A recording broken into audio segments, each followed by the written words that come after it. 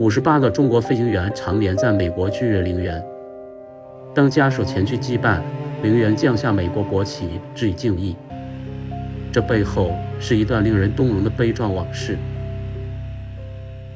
我是孫春龍，一個打掃戰場的人。2018年1月，我們尋找戰爭失蹤者項目組收到了一封來自台灣的尋親郵件，寫信人是空軍官校17的後代盧維明先生，他想讓我們幫助尋找父親的同學秦建林在中國的家人。1944年，秦建林在美國進行飛行員訓練時，因飛機失事殉職，一直孤獨地葬在美國德州的布里斯堡国家军人公墓。尋親信息發布後，志願者很快找到了秦建林在河北的侄子秦永銀。他拿出家裡的族譜，指着秦建林的名字說那是他的八叔。家裡只知道他是從飛機上摔死了，但不知道具體埋葬在哪，從來沒有想過還能收到八叔的消息。他的爸爸奶奶想了他一輩子，也找了一輩子。就在秦建林找到家的幾個月後，我們收到了一封来自美國的郵件，寫信人叫李安。他在信中講述了全家人在德州布里斯堡國家军人公墓尋找到二叔李家和的故事。隨着郵件一起寄來的，還有一份埋葬在德州公墓的中國飞行员的名单。他希望我们為這些中國飛行員找到親人。李安的二叔李家和出生在北平的書香世家，考上了北大數學系，後又轉到了西南聯大的物理系。在昆明上學時，曾親眼目睹日軍的飛機在中國領土上狂轟濫炸，平民百姓死傷相及，難民流離失所。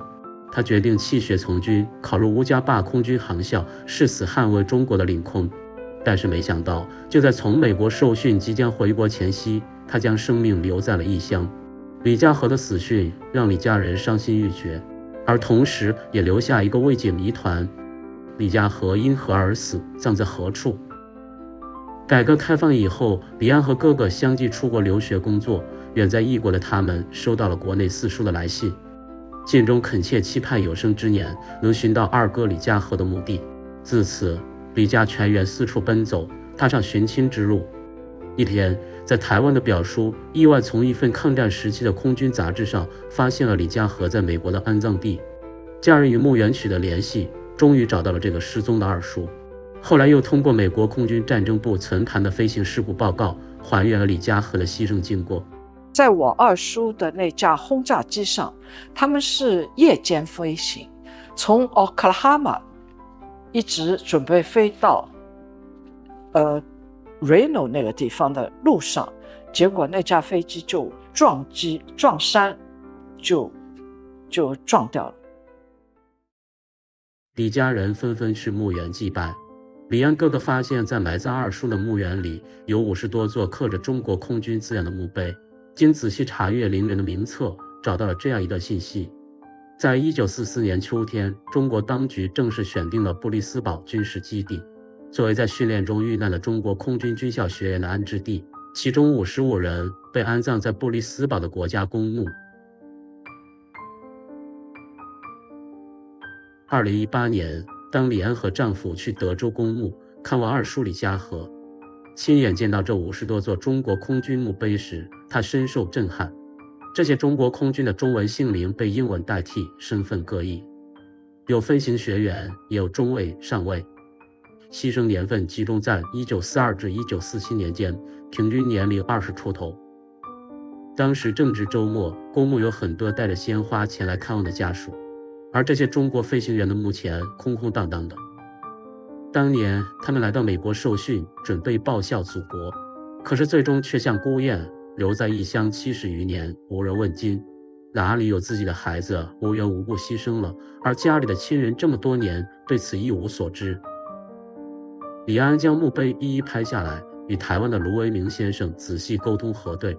他們又在美國喬治亞州陵園發現有5位中國飛行員墓地，最終整理出了一份葬在美國公墓的58名中國飛行員的名單。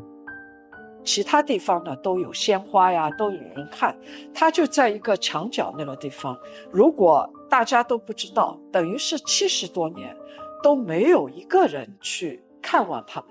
所以我就發誓了，我就說這些人啊都是我的二叔，我應該去把他們的家屬找到，把他們帶過來也好，告訴他們也好。收到李安的来信，我們成立了为空军尋找家人項目組。李安也通過我們發表了尋親文章。正是這篇文章，讓苦苦尋找了30年的梁清文找到了犧牲在美國的大舅白志祥的墓地。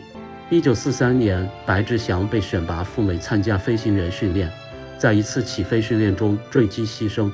在志願者的努力和媒體的幫助下，葬在美國公墓的40名中國飛行員找到了家人。1941年珍珠港事變後，美國对日宣戰，中美隨即簽訂空軍合作協定。彼時國內初代飛行員幾乎犧牲殆盡，機場殘破，戰機短缺，根本無法培養大型轟炸機飛行員。雙方達成約定，美方開放本土空軍基地、教練機與專業教官，我國選拔數理基礎優異的青年赴美，完整學習高空轟炸、編隊飛行全套科目。1941年10月起，第一批青年奔赴美國受訓，美方前後培養866名中國飛行員。整個二戰期間，在美國參與各類空軍相關培訓的國人共計3553人，他們大多出身優渥，學識出眾，本可以遠離戰火安穩度日，卻在國家危亡之時選擇以身許國。這些長眠異國的航空先烈，值得世人永久銘記。2019年，我們組織了跨越海峽的團聚，帶着10餘位後代跨越萬里，遠赴美國布里斯堡陵園祭拜先輩。當親人們哭喊地撲向墓碑時，久旱的沙漠地區竟然下起了黃豆般大的雨滴。德州墓地的工作人員也首次為中國飛行員降半旗哀悼。他們說，過去70多年來，陵園一直悉心照顧了這些中國空軍飛行員的墓地，之後也會一直照顧下去。那天，無人問津的中國英靈墓碑前擺滿了來自故土的美酒、茶葉和祭品。不少後代還特意帶來家中長輩的老照片，完成這場特殊的團圓。呂柔香的墓碑前是他父母的老照片。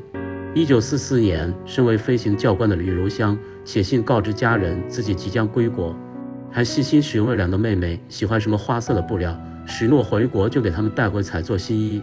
彼時，全家人日日盼着團聚，等來的卻是他冰冷的死訊。父親悲痛難言，時常流着淚將他的小名說：“伯言，你對國是有功的，對家是有罪的，讓我們這麼痛苦。”母親始終無法接受現實，每每聽到風吹動竹林，都要出門張望，以為是兒子回家了。多年後，我們找到94歲的妹妹黎秀玲，提起兄長，老人依舊淚流不止，千言萬語最終只化作一句哽咽的：“我很想哥哥。”范少昌的墓碑前擺放的是94歲妹妹范克美的照片。年事已高的她，身體早已支撐不住萬里遠行，只能再三囑託後人帶着自己的照片和家裡的全家福遠赴美國祭拜哥哥，完成這場遲來的團圓。在范克美的記憶裡，哥哥范少昌聰慧開朗，多才多藝。小時候，哥哥帶他去套圈，總是一套一個準。國難當頭，哥哥悄悄瞞着家人報考軍校，遠赴美國受訓報國。直到收到海外寄回的照片，家人才知道實情。噩耗傳來，母親終日以淚洗面。家中兄弟姐妹大多安康長壽，每一張全家福都圓滿熱鬧，唯獨永遠空缺着哥哥的位置。祭拜團還前往協助出具中國空軍失事報告的 Craig Fuller 辦公室，這裡收藏了很多飛機殘骸，這其中包括范少昌失事戰機。他們特意剪下一塊殘骸贈予范家，這份跨越國界的信物成為范家人最珍貴的念想。這塊承載着歷史和思念的碎片，是中美志願者聯手為英烈尋親的最佳見證。曾經中美並肩作戰，抵禦侵略，今天我們也不敢忘記這河臣的來之不易。你是李安的二叔，也是我們所有人的二叔。我們感謝你當年付出了青春熱血，使我們得以享受现在的安寧。